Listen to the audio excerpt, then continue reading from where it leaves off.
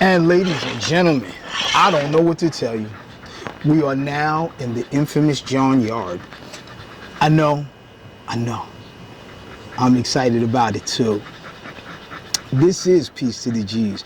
My name is John Ward Doherty Jr. Some of you call me Reverend. Some of you call me a fool. A little easy on the Reverend part. I'm still an asshole. This is Mr. Rondu Sincere, and he has something to tell you. No gossip, no glitch. Just two brothers talking shit. Brothers talking about peace, JD. Peace and blessings. So, Dog Park Sundays. interestingly enough, so Onyx, the French bulldog I have inherited from my late sister-in-law, is quite aggressive to Brooklyn. Mr. Rondu's female French bulldog. Yes, I know. He's been humping a rabbit for all day. It's just fucking killing me. Quite frankly, I find it disgusting. But what do we got today for under hot topics? News and the views. Back to Malcolm Jamal Warner, because we really didn't dwell into his career that deeply. You know, of course, we know the Cosby Show, the Malcolm and Eddie, The Resident. Which, did you watch The Resident actually? I watched some of it. He was a. Was that the one where he had the? That's not the one we had the face, right? Yeah, no. Because he was on another show. No. I think that was like 911 or something. Yeah, that was exactly. a small. He played a doctor in a whole nother show. Right. But The Resident, he was an idiot. Like, he was an amazing doctor, but there was a certain arrogance in his character, and he played the entire hell out of that role. I wanted to say something else, but I didn't. By the way, shout out to Gerard Jones, our younger cousin, who is now, after serving years in the Army, studying to be a neurosurgeon. Shout out to Gerard. Listen, and I'll bring that up because I believe he played a neurosurgeon in The Resident, right? He played a neurosurgeon. Exactly. Yes. So I do know some of his background. By the way, so I heard more. It was him and his daughter. Whose daughter? Malcolm Jamal Warner. His daughter was on that show? No, his daughter was in the water. Oh, yes, his daughter was in the water. The surfers were able to get to her. They say that his efforts were to save her. Absolutely, every time. So he was more interested in saving her than saving himself. So he actually achieved his goal. Kudos. So shout to Malcolm Jamal Warner. In the face of the video where you see a man's son being kidnapped, attempted to be kidnapped, son, I don't know what that weird story was, but him running in the house, juxtaposed with a man we now come to know sacrificed himself for his child. Kudos to you, sir. Yeah, shout to him. Absolutely. Listen, I could only hope that under similar circumstances, which I hope I never have, I am able to act as courageously. But he's been a courageous dude. He stood by Michelle Thomas, her name was, all through her cancer diagnosis and through her. He was there when she died. He was bedside when she passed away. Yo. So shout to out him to for Ralph that. Jenkins. Now you don't know him. This dude from the old school. This our guy, right? And it was so strange because if you don't know who he referenced, that's the young lady who played Maya, right? Myra on Family Matters. Family Matters, yes. Urkel's girlfriend. And she and Ralph's fiance had the exact same cancer. Died maybe a year within a year of each other. So it's like, it's crazy because you bring things up, like we talked about him drowning and rattled off like 3-4 personal interactions with either us or people we know. And again, talking about cancer, it's not even getting into my sister-in-law, my wife, my father-in-law, things like that. But to know someone who has lost a loved one with that specific cancer, I mean, this world is smaller than you think.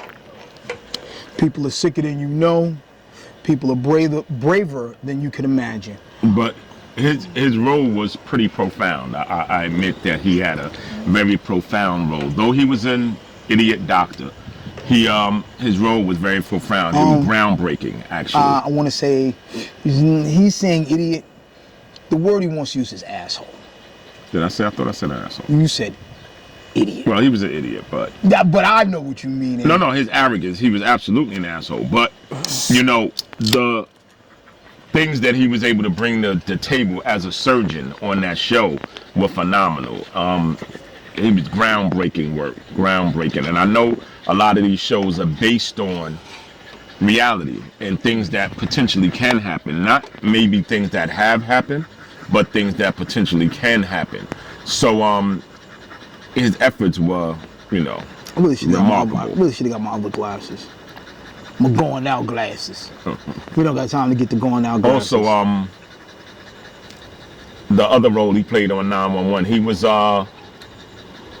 close to what's the fire chief's name? You got me wrong. I want to call him Will because that's who he was on 6 Feet Deep.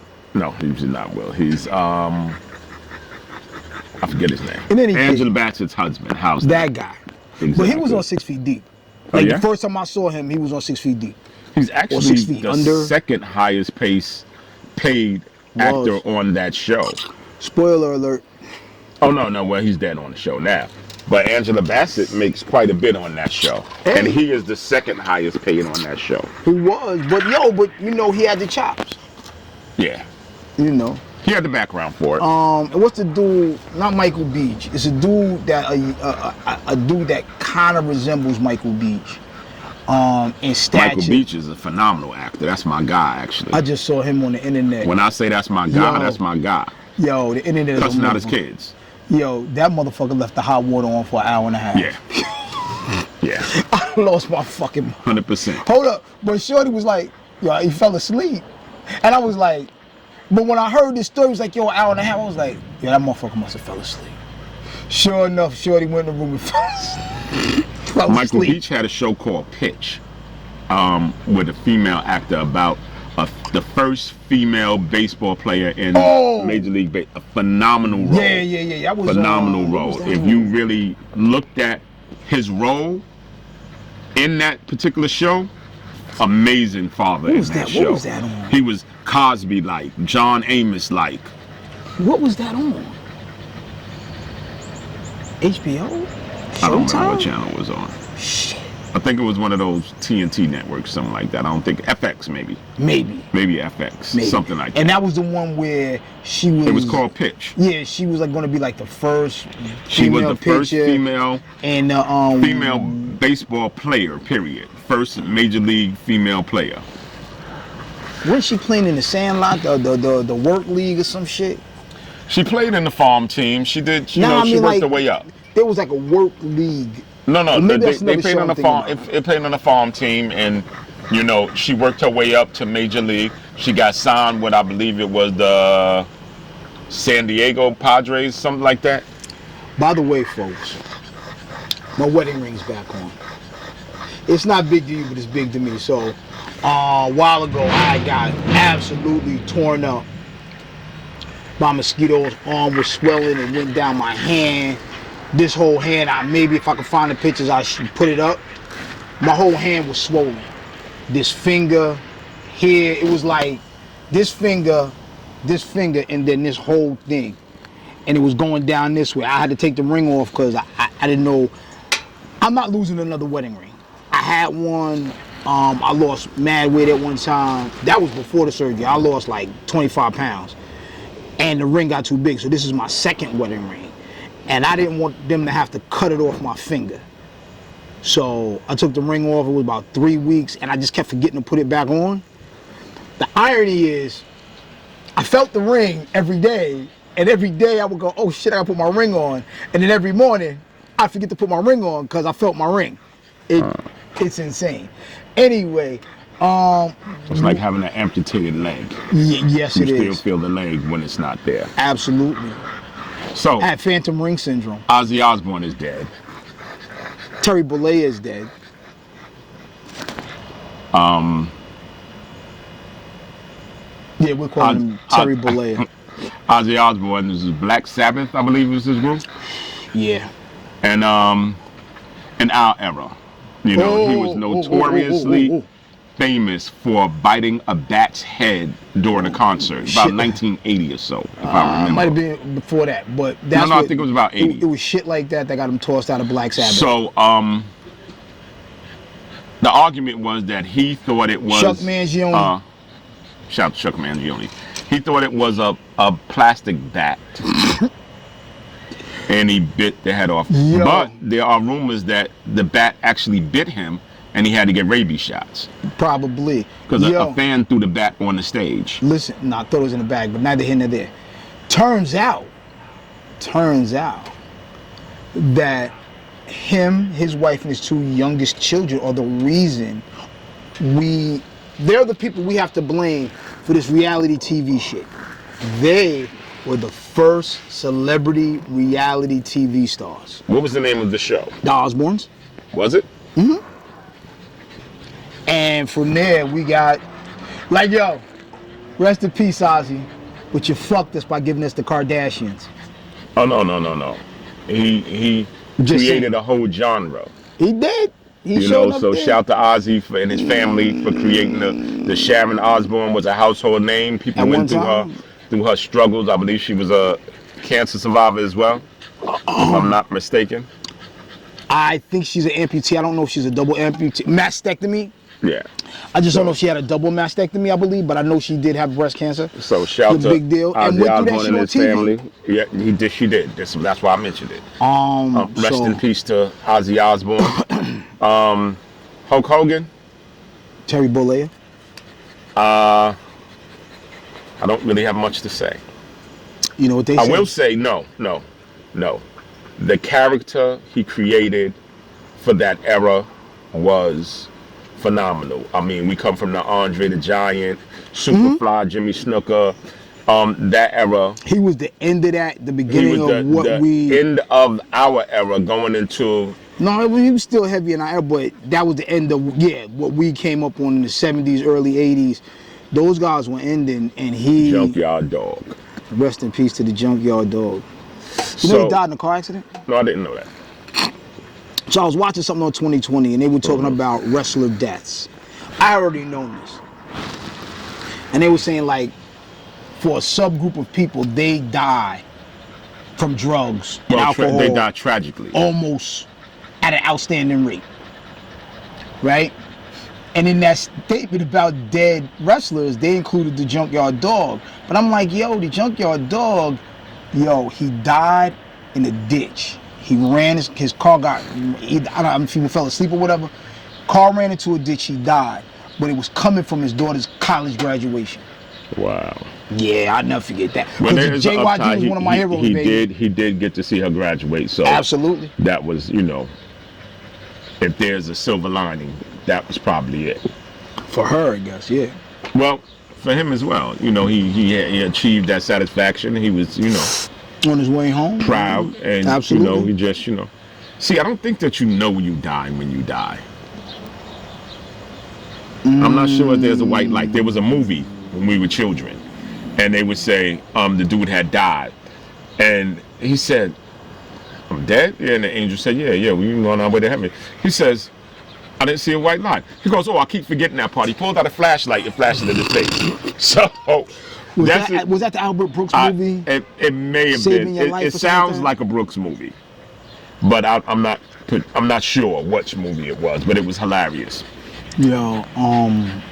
So the irony is that he mentions that I was listening to an audio book by a gentleman named D.D. Black. And he's got like 19 books out. He's phenomenal art author. He does everything in the Pacific Northwest, specifically Washington area, the state of Washington, Seattle, stuff like that. And it's called Second Beach. And it is about a guy who is on the fringes of science. And by using hemlock, which goes back to Socrates dying by hemlock. If you don't know the story, just look it up, Socrates and hemlock. Poison. I don't know why that shit popped in my head when you said poison. Well, that's what hemlock is. Hemlock is poison. No, I got it. But he used hemlock because of the way it works, right? Your extremities go numb, stuff. But he used it to chart when people would be between that intersection where they, cross over from this life into the next. And so when you said that, and I mean, I finished that book about maybe a day or two ago. Really good listen. I would say read, but really good listen. I enjoyed it. But the thing I enjoy about audiobooks is not just the words, but I enjoy the voice actors. I read the book Supreme Team, and it was awful. Not that the book was awful, but the narrator was awful. Yeah. He kept calling Prime. Some niggas can't read. It wasn't. I think that you should have some. Well, first of all, you should know. Listen to this. Some preface. Right. When you read a particular story, I think you should have some history, or you should know the story prior to you just reading the story. I don't think you should go into a book and just read it without not a biography anyway. Not a biography at all. Because he kept going Prime, and everybody called the guy Prime. I know, except this guy. But I guess it reads like Prime. Preme. So do we say Creme? Do we say Nike? She is the goddess of victory. I say Nike all the time. I'm just telling you, Nike is the goddess of victory. I say Nike all the time. I've never said Nike. She is the goddess of victory. And I get why people say Nike. Because she is the goddess of victory. But do you say Mikey? Mikey? Sometimes. Depends on the guy. Or gal. So I don't know, if you want to be called Mikey or whatever. But anyway, I agree it is Nike because that's the way it looks, and I learned my English in America. I don't call my trunk a boot. So, sponsor today, but not really. I'm just drinking this little, usually it's a red cup, I just didn't have a cup today.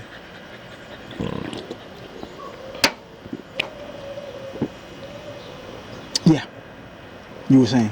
So I still think that Hulk Hogan did some things for the genre. I think he had slogans. Yeah, we all ate our vegetables. Well, I ate vegetables anyway. Ate our vitamins, vegetables. He had great slogans, and he did a lot for wrestling in that period. I think the racist rants. I wouldn't say that he was a racist. I don't want my children to marry outside of their race. I absolutely call him a racist, and I'll tell you why. Because he is the textbook definition where he could have used his power and influence to set people back, and apparently he did. So, I do have a biracial grandchild, and I love the mother. Oh, yeah. But I thought that there were some challenges that they would face as a couple.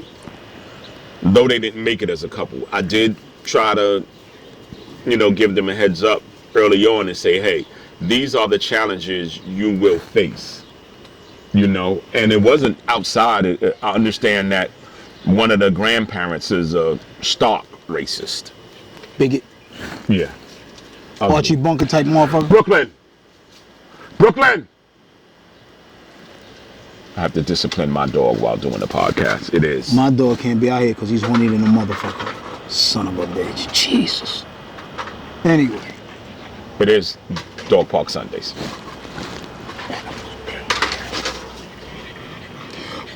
Actually, it's not just Dog Park Fun Day. It is Man Cave Monday. Oh, is it? And this is my man cave. Woohoo! All summer I'm out here rocking. You niggas don't know. Let it be Sunday and my son get the grill cracking. No, I don't do the grill. No, I'm not actually a grill type person. My wife and my son though, them motherfuckers would cook out here every goddamn day if they could. We'd be having barbecue every night. Tiki torches. We have them in the corner. Vitally important in barbecue and tiki torch. They keep away the bugs. We got the bugs apple over there. I ain't play about sitting outside. Only thing I'm really concerned about is the raccoons and possums. Because possums rarely play possum when you need them to. Well, They go, oh shit, you here? And walk the other way. But it's disconcerting when you see them coming at you. the problems with possum is their teeth are really sharp. I'm sure they are. Now, I've never known them to bite anyone. But the idea that if they did bite you, their teeth are really sharp. And I believe they're rabid. It's like a skull with an armadillo's body, but for Yeah, it's crazy. frightening. Absolutely chills down my back. So listen, we was out one night getting to it, right? And I would use the colloquialism, but I don't want us to get flagged. So we was getting up heavy, right? And it was me and Jizz. Matter of fact, we was walking down Linden by 234th, and I see Possum sitting on the gate. I can't talk, and I'm slowly walking away. Jizz like, what's up, what's up? I say, yo. And nigga looked, he was face to face with this motherfucker. He said, why the fuck you ain't say something? I couldn't say a shit, nigga. I was just couldn't say mute. I was struck mute because I just looked and it was on me, like right there, like some, like I was fucking Shaggy and it was a spooky ghost. Word. So that was that, but you know, it's me. I'm also extremely weird.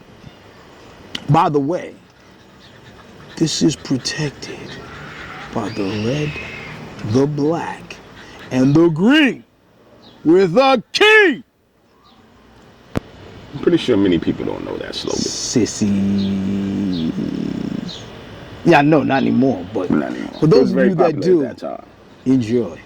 I'm here for your nostalgic takes.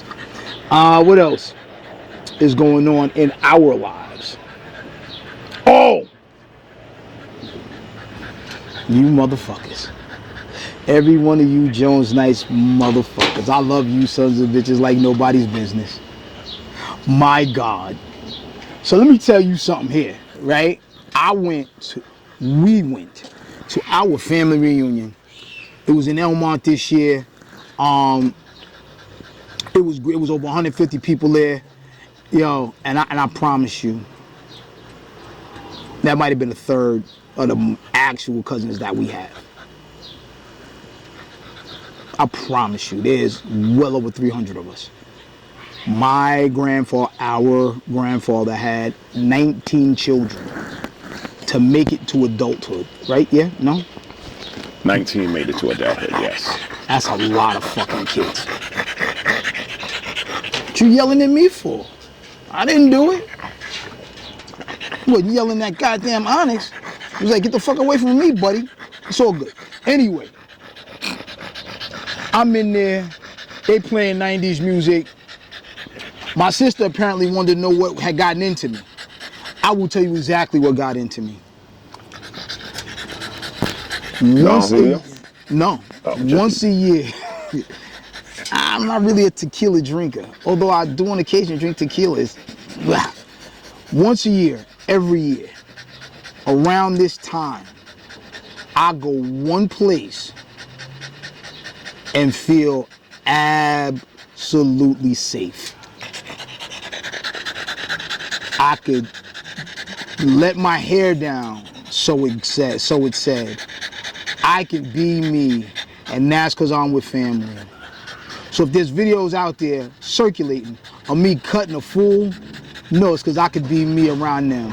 And I thank each and every one of you. Matter of fact, I tell Melba's daughter, I say, yo,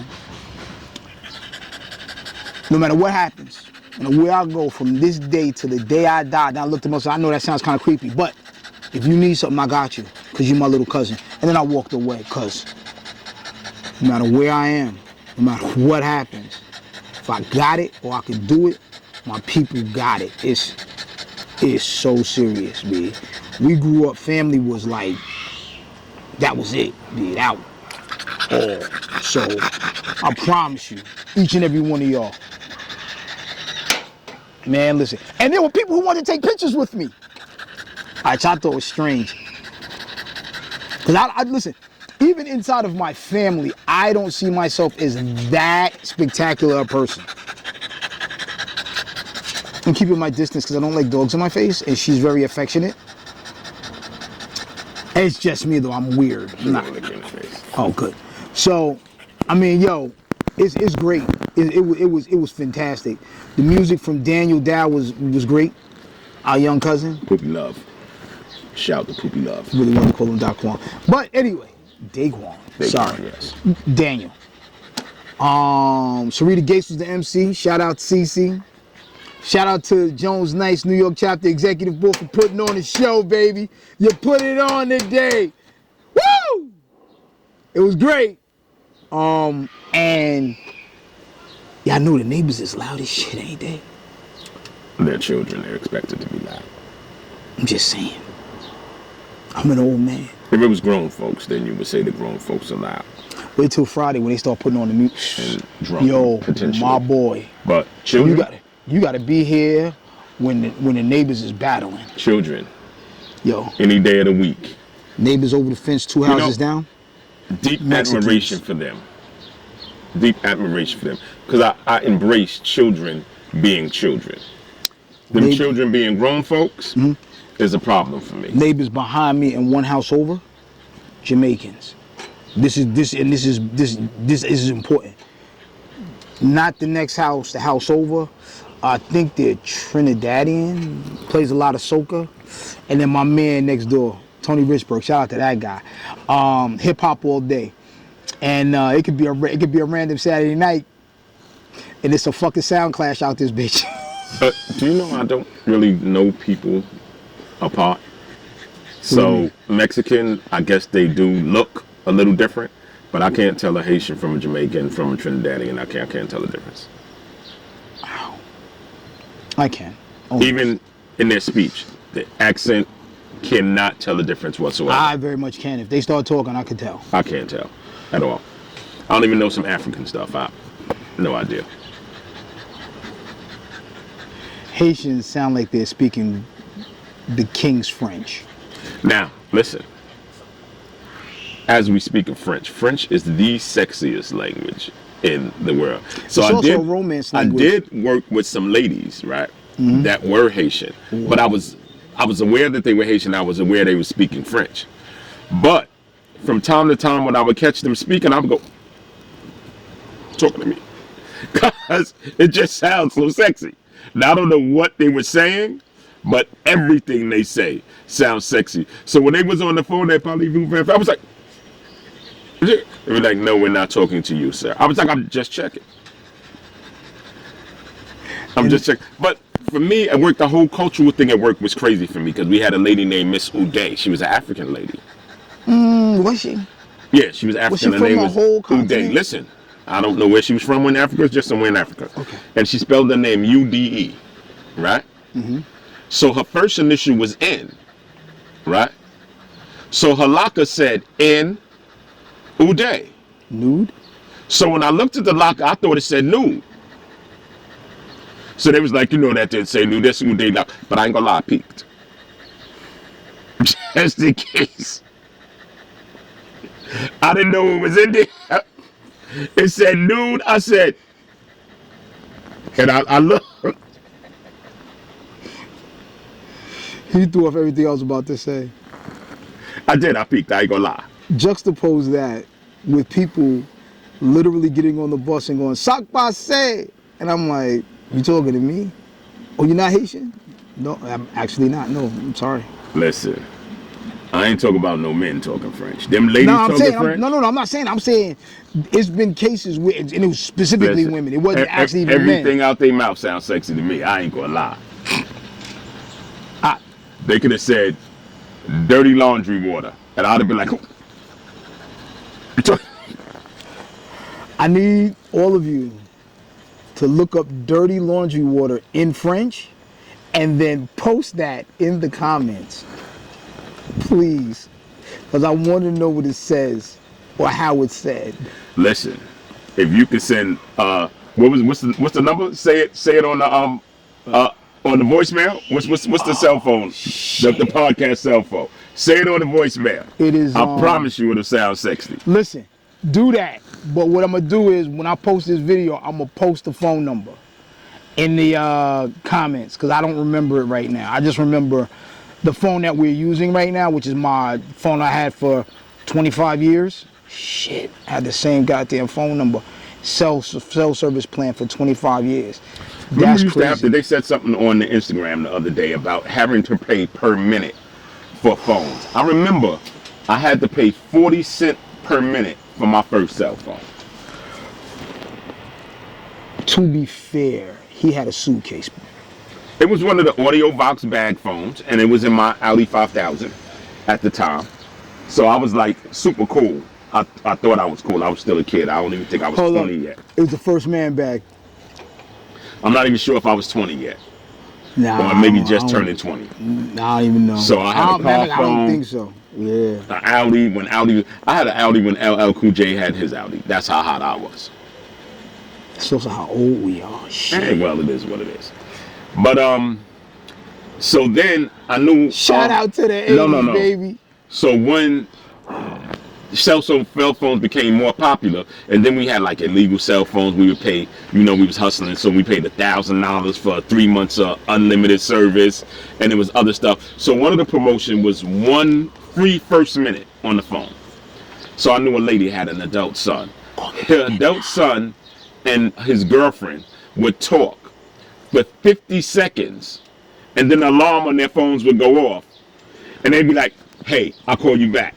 And they would call back and talk for another 50 seconds. And so they never had to pay phone bills. They got the free first minute. Whatever the standard plan, $25 was, because it's the standard plan and then your minutes. Why don't you just wait till after 9 o'clock? It wasn't free after 9. It was just the free first minute. It was free after 9 later on. That was another plan. But their plan was free first minute. Nights and weekends, yeah, free nights and weekends at one point. Yo, it's funny because there are people who will potentially look at this and be like, what do you mean? That's like asking why the TV go off at night. Why did the TV go off at 5? No, it came back on at 5. It went off after 1? No, it was after 2. No, the Twilight Zone or 1:30.